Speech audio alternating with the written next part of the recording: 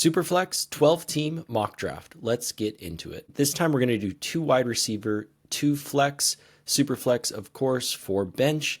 And let's go ahead and randomize the draft order.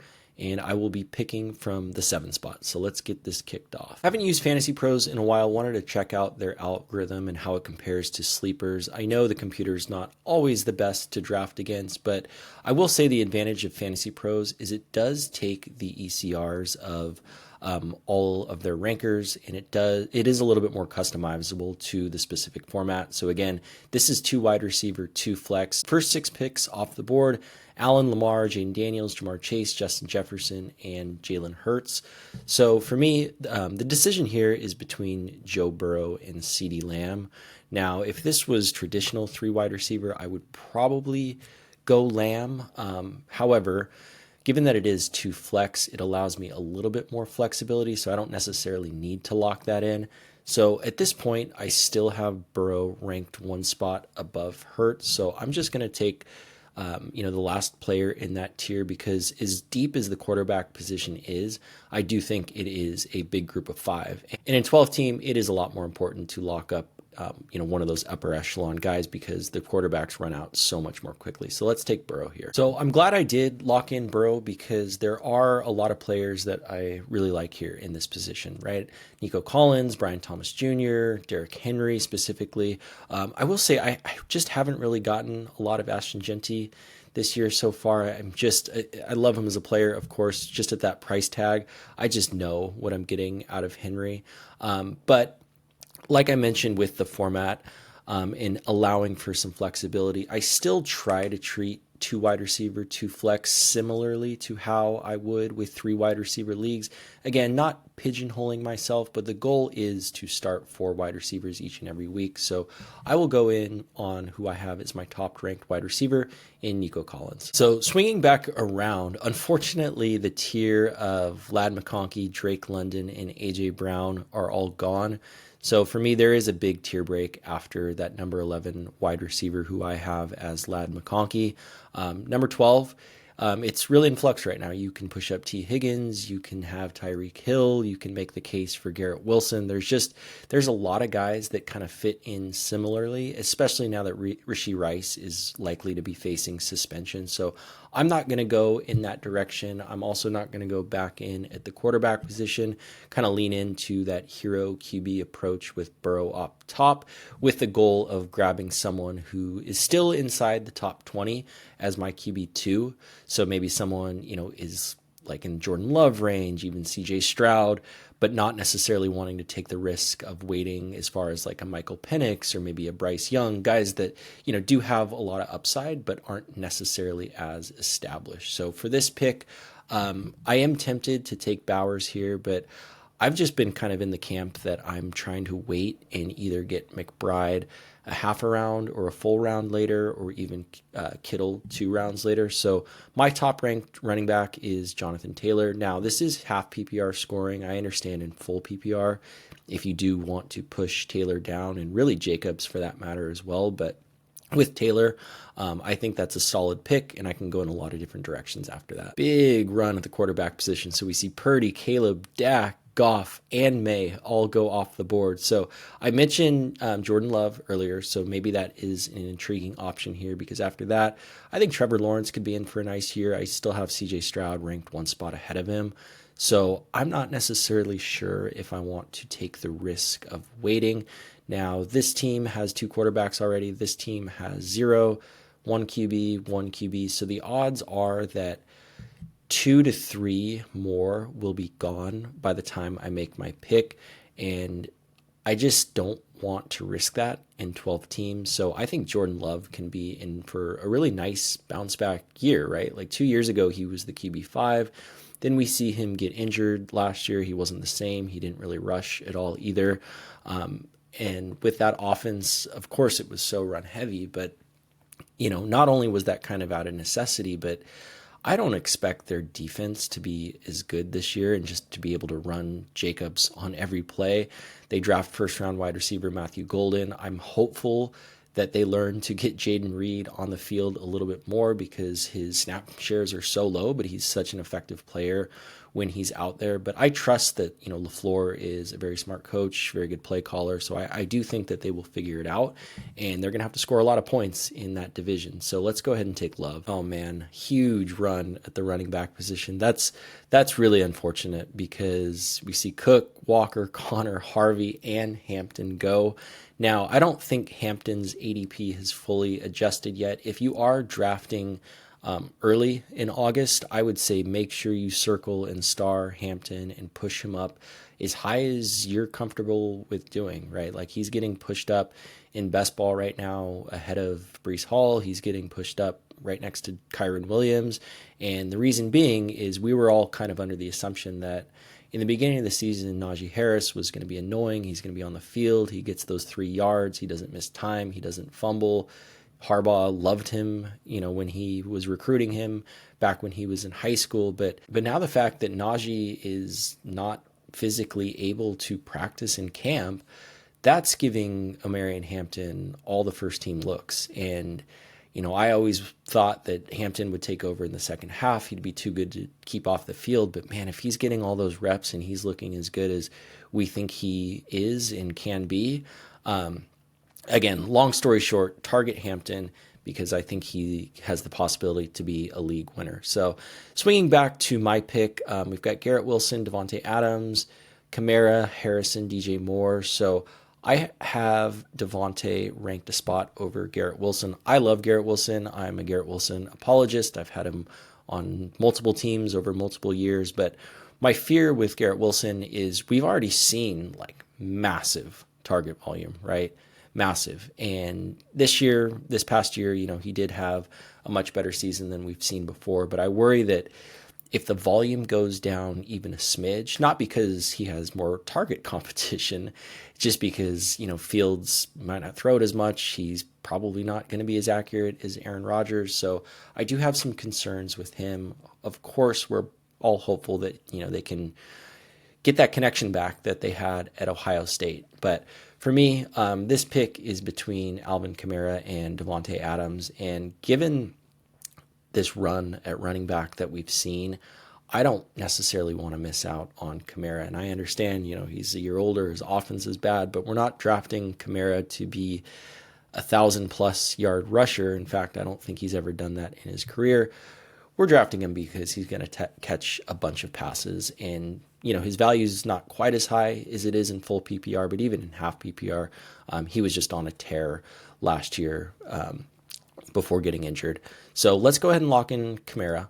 And again, the fact that this is 2 wide receiver, 2 running back, 2 flex gives me a little bit more flexibility. But I do definitely want to start hammering the wide receiver position more. So the name that sticks out right at the top, Marvin Harrison Jr., I know we were all really excited about him last year. He was getting pushed up into like the 1-2 turn, which was maybe a little bit crazy, but I think a full offseason of growing and developing with Kyler Murray, I think he has a chance to really take a big step forward, and he's put on some weight. Now the fear is maybe he's just put on weight and they just want to continue to use him on the boundary, and he has some boom bust weeks, but I gotta believe that they're going to get involved in some more creative ways. And as much as I think Sutton's a good player, Devontae Smith's a good player, Rashee Rice I would love to have on my team, but the fact that he would be my second wide receiver, I just don't necessarily think I can afford waiting out those suspension weeks. Now, if he was my third or fourth wide receiver and I just went super heavy in the beginning, that's when I'm looking to take shots on Rice. So again, this pick is really between Kittle and Harrison. And as much as I love Kittle, I'm probably just going to end up waiting at tight end because I don't want to miss out on the wide receiver position. So swinging back around, I don't think this is super realistic. The fact that George Kittle didn't go there, I almost don't want to take him because I don't think that would necessarily happen. Again, mock draft as much as you can, but take the computer's picks with a grain of salt. So I don't want to get a comment like, oh, how could you pass on Kittle at the 707? So let's just lock him in here. But again, that's a little bit of a stretch. Okay, so looking at my roster, I've got my 2 starting quarterbacks, so I'm not looking to go in on a third. And I typically like to draft a third. Now in 12 team, there's not necessarily enough starters to go around. Maybe I'd be looking for someone like a Bryce Young late, but I don't know. I only have 2 running backs and 2 wide receivers at the moment. So running backs getting pretty thin. Brian Robinson Jr., Tyrone Tracy, ETN, Warren. That's interesting to see ETN be that low, but I'm concerned. I do like taking shots on the Jacksonville running backs, but there's a difference between drafting like 50 best ball teams and getting some Neapolitan style exposure to all the RBs and hoping that the Liam Cohen offense makes one of those guys pop. But in your league where you might have to rely on them, I would say just find your favorite and maybe take a shot because their values are suppressed and I think somebody will stand out. However, no one really knows at this point. But what we do know is that Jakobi Meyers is one of the more underrated and consistent wide receivers in the NFL. All he does is get ranked outside of the top 40 and finish inside the top 30 every year. And I've got him at my wide receiver 32 right now. I may even move him up a couple spots. He gets an upgrade at the quarterback position. He gets an upgrade at head coach, at offensive coordinator. They drafted Jack Besh, who I think is a nice player, but he's not necessarily going to be a high volume guy. And then the speedster Thornton on the outside, he'll be an interesting one to watch, maybe like a best ball type dart throw to hit on some of those long balls. But again, we saw him already share the field with Brock Bowers and he was great. So Meyers is a pretty easy pick there. Now, a big group of tight ends here. So it's interesting because I'm very happy and lucky that I got George Kittle, but it kind of goes to show that if you do wait and you're in on one of these guys, now Andrews is probably going to get pushed up because likely, has an injury. So there's a lot of guys here. Hawkinson could be in for a good year, Sam Laporta. So just kind of know how your league drafts. And at the wide receiver position, Shakir, Debo, Josh Downs, no, not all that interested in any of those guys. At the running back position, it's Jalen Warren or Javonte Williams. So we're going to take Javonte here. I know a lot of people are pushing Warren up a little bit, but I am still in the camp that I love Caleb Johnson. So at least with Javonte, we know it should be a good offense. He should be the week 1 starter. If he gets any sort of juice back, another year removed from that injury, I think he can be a really nice late round value. So now we have 3 wide receivers. We have 3 running backs. So the whole starting roster is filled out. So my goal is to definitely leave this draft with a 4th running back and then 2 more wide receivers and then a 3rd quarterback if possible. So at the quarterback position, we've got Michael Penix, Sam Darnold, Cam Ward. I will say the computer doesn't necessarily draft a 3rd quarterback. So I just kind of want to make a point that I would in this scenario. And I don't necessarily think that Penix will be here. I know he's getting quite a bit of hype.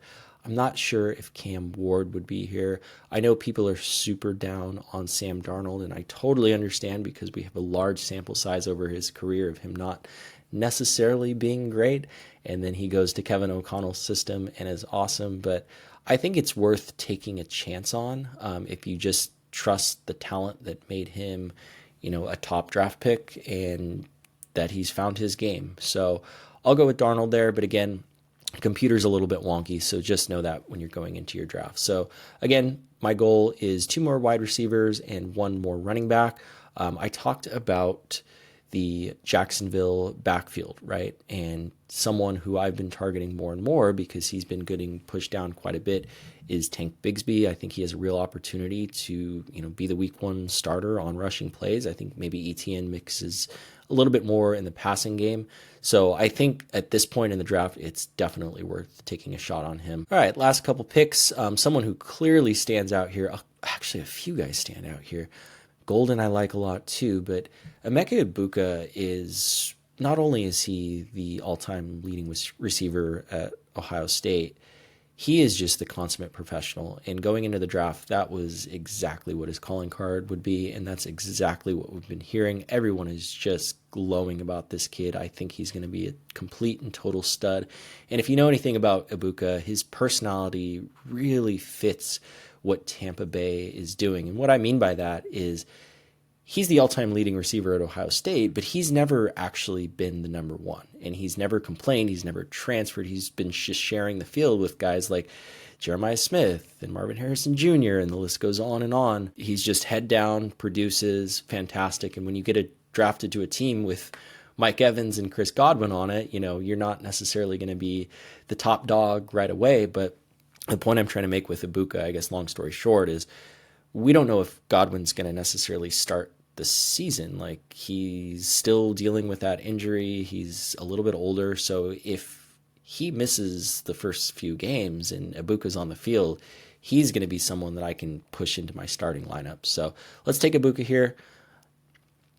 And then with the last pick of this round, again, Matthew Golden, I don't know if we're going to see him get pushed up too much in casual leagues, but I will say, again, first round wide receiver, Packers never draft a first round wide receiver, and to have someone who is a rookie who I always like to target rookie wide receivers or even running backs with my last couple picks, just guys that I've been following in college that, have the opportunity to emerge, second half breakouts, post bye rookie bump, you name it. And the fact that I can stack him with Jordan Love presents an interesting opportunity. Again, my thought on stacking is I don't like to necessarily push too hard for stacks. Now, if you're the type of person that says if you're not first, you're last, and you want to try to stack Burrow with T. Higgins, I totally understand, but one injury to either of those guys can push the other's value down. So early in drafts, not necessarily in favor, but later in drafts, that is something that I'm okay with. So we'll take Golden here,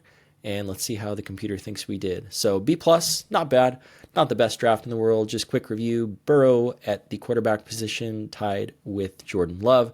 Running backs, I've got JT and Alvin Kamara, a couple studs when they're on the field. Now, hopefully they can stay healthy, because if not, this team can go south quickly. At wide receiver, Nico Collins, Marvin Harrison Jr., feel pretty good about that. And then my flex spots, Jacoby Myers, Javonte Williams. Third quarterback, Sam Darnold. And then I've got Bigsby, Ibuka, and Matthew Golden. It's always fun doing these 12-team drafts. I know we do a lot of 10-team drafts where the 10-team leagues are pretty loaded. And so these 12 teams, it does get a little bit deeper, but overall, feel good about this team. And thank you so much for watching. We'll see you in the next one.